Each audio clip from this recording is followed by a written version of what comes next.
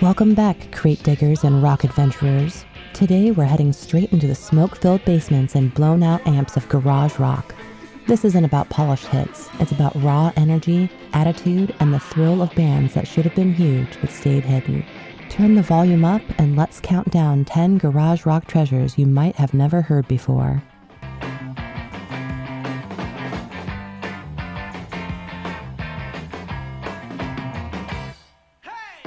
Canada's The Gruesomes formed in the mid-'80s, worshipping 60s teen garage but adding wit and theatrical flair. Their records like Cave In and Tyrants of Teen Trash sound like lost Nuggets-era treasures. Fuzz guitars, Farfisa organs, and sneering vocals. They became cult heroes in the Montreal scene and across Europe's garage underground.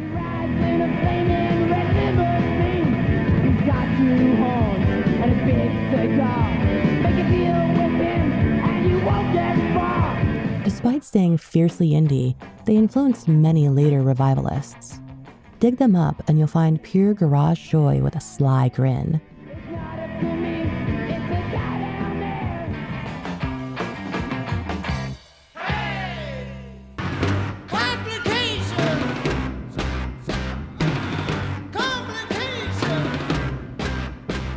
The Monks were 5 American GIs stationed in Germany who decided to create something wild and confrontational in 1965.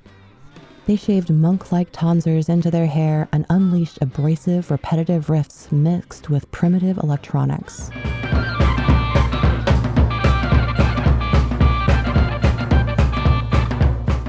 Their album Black Monk Time was too strange for mainstream listeners, but became a cult classic among garage and proto-punk fans. Decades later, critics recognized how ahead of their time they were, blending noise, social commentary, and hypnotic grooves. Their raw energy still sounds revolutionary today.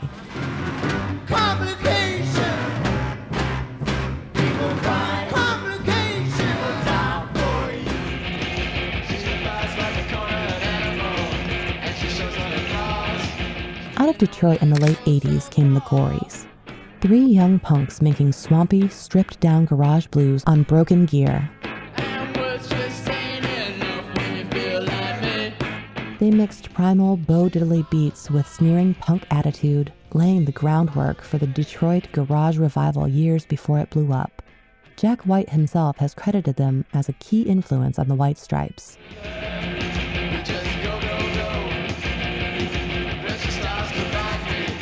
Their records are lo-fi and jagged, but packed with swagger.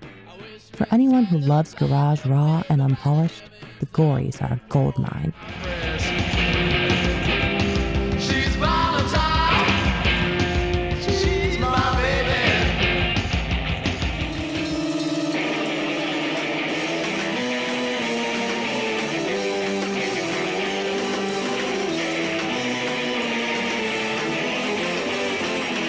The Mummies turned lo-fi into an art form in the early 90s, recording everything on cheap cassette decks and proudly calling their sound budget rock.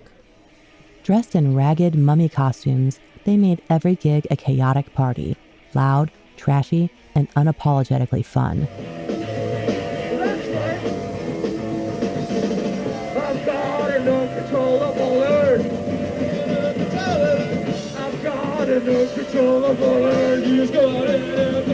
They refused slick production and major labels, keeping their music dangerously alive.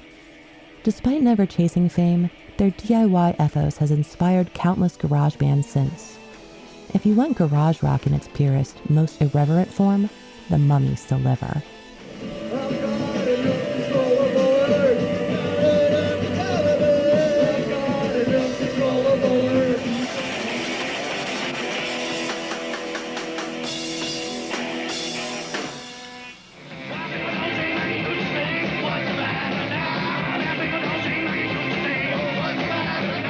From Memphis came the Oblivians, a mid-90s trio who fused garage punk with dirty blues and gospel shouting. They were fast, raw, and fiercely independent, cutting albums like popular favorites that feel like a bar fight on tape.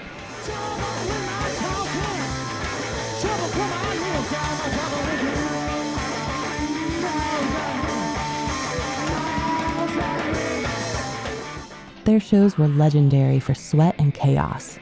No set lists, no polish, just primal energy.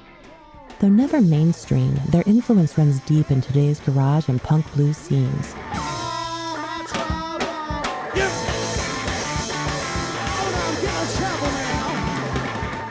The Oblivians prove that staying underground doesn't mean staying quiet.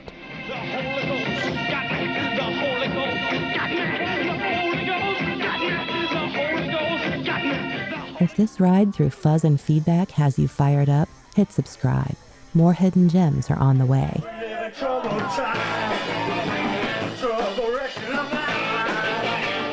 Billy Childish's The Headcoats kept the 60s garage flame alive in 90s Britain with snarling riffs and smart, biting lyrics. We are each other's square looks. They were hyper-prolific, churning out raw records at a time when grunge ruled the airwaves. True to DIY ethics, they recorded fast and dirty, keeping the spirit of garage rock pure. While they never charted big, they're worshipped by collectors and garage purists worldwide. If you like attitude with your fuzz, the Headcoats are essential. The talk is of an end. So on the which we depend. Talk about the child. Bring you back to smile. Live station. Hailing from Pittsburgh, the Cynics embraced jangly 60s garage and psychedelic touches, but delivered it with punk bite.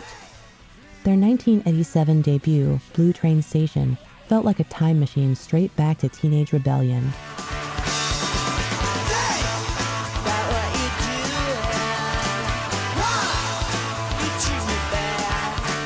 They stayed on indie labels, toured relentlessly, and became underground heroes for those chasing authentic garage revival sounds. Even after lineup changes, their passion for raw, melodic rock never dimmed.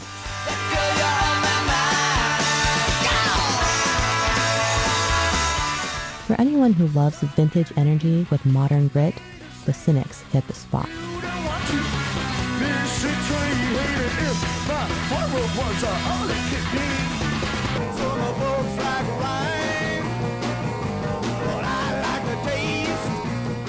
The Sonics erupted out of Tacoma, Washington in the early 60s with a sound so feral it basically invented garage punk.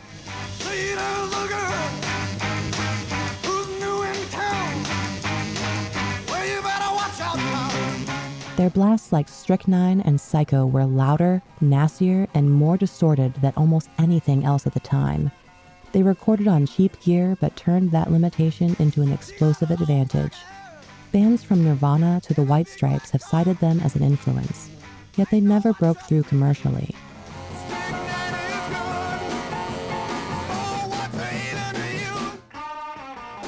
Their records still feel dangerous and alive decades later.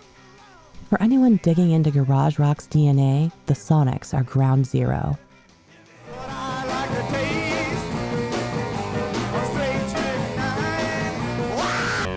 I got me a complication, and it's an only child. It's my reputation. In the mid-60s, the Music Machine from Los Angeles looked like they'd break out big with their hit, Talk Talk.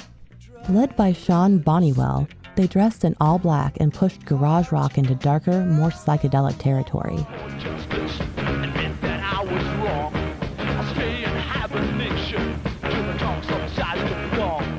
But label issues and lineup turmoil stopped them from going mainstream.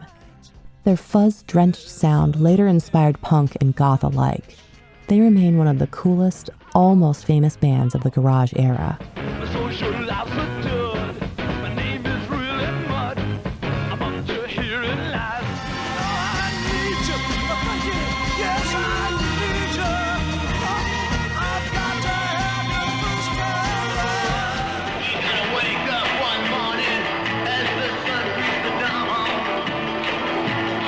From Austin, Texas came the 13th Floor Elevators, pioneers of psychedelic garage rock who mixed acid-fueled lyrics with raw R&B energy.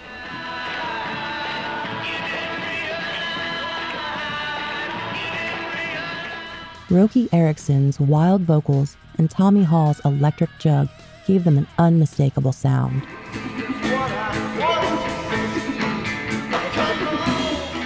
While they achieved cult recognition and influenced everyone from ZZ Top to Spaceman 3, they never broke into true mainstream success. Still, songs like You're Gonna Miss Me defined garage psych and remain a touchstone for fans.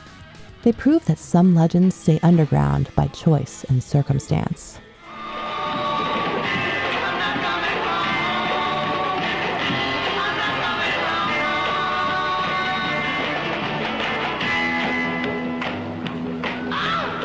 That's our countdown of 10 hidden garage rock gems, loud, strange, and impossible to kill. If you love discovering music off the beaten path, stick around. We also have an entire series on hidden alternative gems where we dig into overlooked legends from other corners of rock. Check those out next and keep exploring the underground with us.